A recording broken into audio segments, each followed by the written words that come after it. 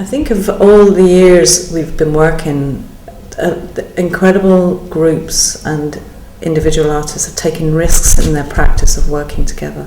And I think when you go and work in public or take public money, you are opening yourself up to all sorts of scrutiny and to all sorts of how people think they own you because you are being publicly funded. But what I think is really important is that rather than seeing it as something that is bandaging issues or resolving things that weren't cohesive within society, you're now, maybe it's an opportunity to open up, like to look at the rupture, to look at the gap that's happened, and to really unpick what it means to live in Ireland, or to consider that in a different way, rather than thinking about, well, this is a thing or a process that makes people happy or, you know, brings benefit. Maybe it's about being really, maybe it's operating on another critical level, bringing up another critical opportunity to really consider, you know, how people engage with each other. Because if it's public, it's always going to be about engaging with each other in some level, whether that's just within 2 minutes of thought or, you know, 5 years of work. There's different levels of I suppose engagement with that piece of work. And I suppose for common ground, I always think of, you know, when you're working in a specific context, you know, those gaps or those ruptures can offer things that you could never have imagined.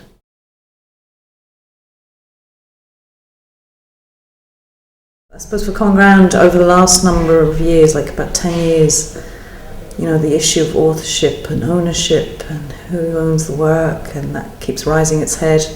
And I suppose as far as I'm aware, and what I've seen and experienced and the knowledge I've gained from observing artists practicing and communities practicing with those artists, is that everybody owns it. Once you go into a space of public engagement, everybody feels they own a piece of that work. It doesn't matter on what level, and it doesn't matter how deeply.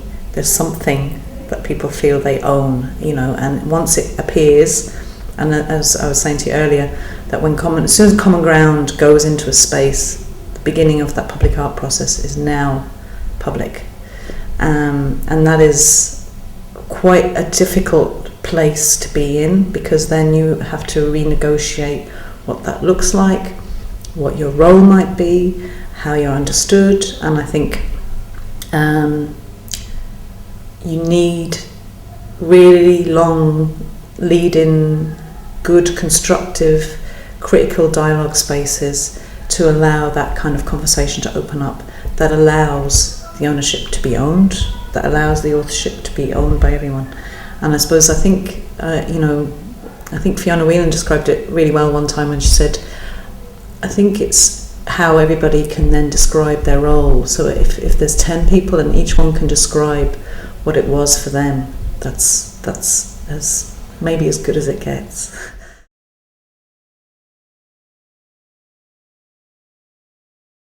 I suppose what Common Ground would see itself as being like an alternative commissioner, because we don't work within the very formal structures of commissioning that will be seen in the county council, or, you know, in a kind of a countrywide basis within the formal structures. And I suppose a lot of our work operates within a very localised practice space, so we're very aware of, I suppose, differences that arise or opportunities that arise for how we can maybe propose or consider a commission. And I suppose because our commissioning isn't formalised, what we tend to do is set up spaces for artists to practice, and then what might happen would be that we would take an opportunity to bring maybe an artist or group together within a particular context, and to work collaboratively. And I would see that it's very, very nuanced and very incremental work, and it would often, I suppose the lead-in process would almost appear invisible before there are very public, visible sites of work that people would recognise or see. So I suppose in that way it's quite quiet at the beginning. And one site that we work in is called Studio 468, and we work in partnership with the Rialto Development Association and Dublin City Council on that. And that space offers artists an opportunity to practice, and often what happens from that then is that those artists might go on to work in different contexts locally. I suppose we invite proposals to that space, and some of those artists have been from international artists from Korea, some have been from Dublin, and interestingly, quite a few have been a resident in the locality.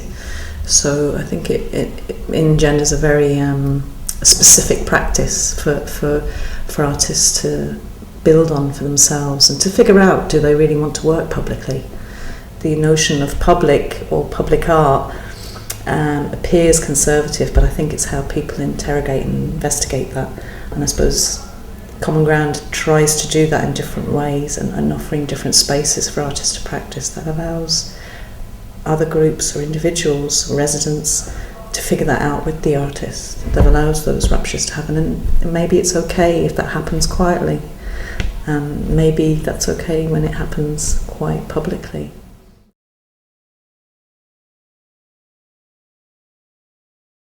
There are a number of different projects that we've been involved in over the years, and we've been very clear that we don't really want to do short-term projects. But one particular project is what we call, it's like a program, but it's called Music for Me, and there's musicians involved in that, and some of them have been involved for periods of like 5 years.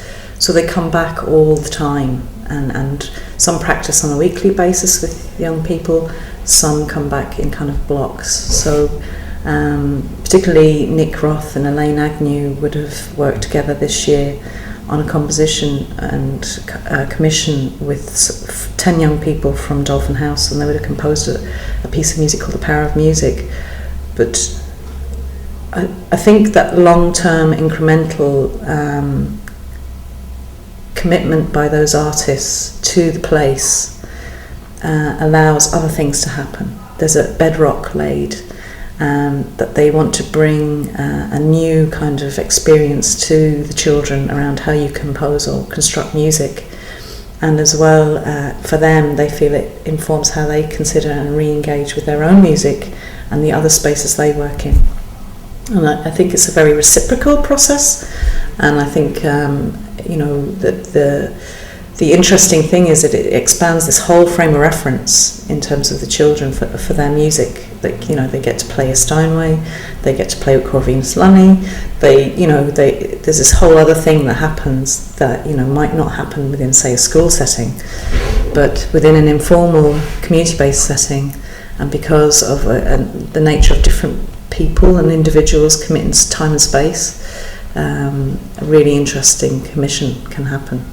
And couple of other pieces of work would have been, like Fiona Whelan would have worked for a number of years with the Rialto Youth Project, and now that's emerged as a piece of work called the What's the Story Collective, and it's a group of young people in Fiona, and I suppose they're exhibiting at the moment in the lab. But what's really interesting is that I suppose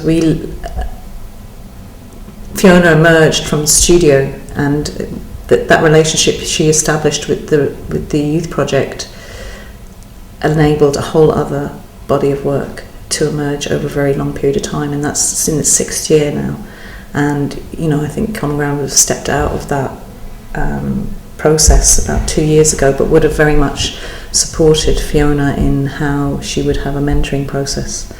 And another project we would have been involved in would have been Tales from the Promised Land, and that was in St Michael's Estate, just at the time when the public-private partnership collapsed. But it was also a way of all these different individuals and groups coming together and trying to make sense of this notion of a promised land and what was promised, but to kind of respond to it through their own stories. And there were a number of groups that had worked on work that we weren't involved in, but we all came together to try and pull how they would be presented in public.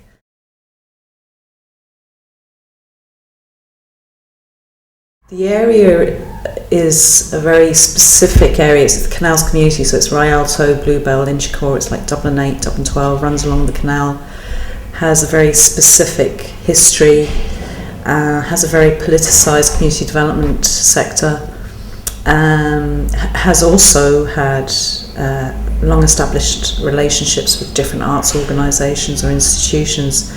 So I suppose in some ways it looks like there wouldn't be much of a challenge, because they, you would think, well, those groups have a lot of experience, but I suppose they have quite sophisticated knowledge of how they want to engage.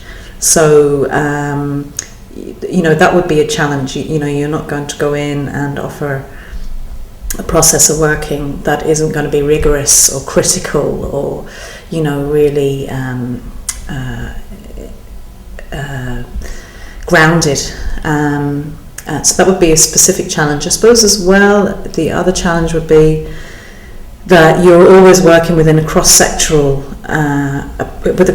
approach, because everybody comes from a different background. So it's not just artists and artists. It's artists with youth workers, artists with community development workers, artists with children, artists with young people, artists with older people. So it's always, and that's always tied up in other issues or realities for different people.